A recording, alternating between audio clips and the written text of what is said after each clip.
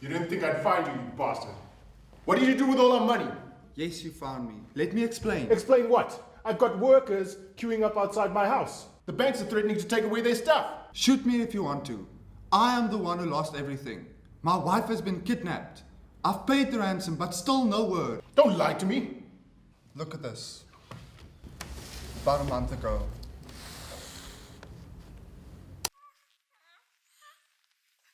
David, please help me. They're hurting me. If you want to see your wife again, you need to transfer 10,000 Bitcoin into your wife's account by tomorrow noon. If you involve the cops, she dies. You poor bastard. A couple of months ago, Paul, from the sales department, we were just joking around, and I showed him how to put together a sound effect for his voice. You take a listen. I should have told you earlier. Your wife, Jennifer, she's having an affair with Paul.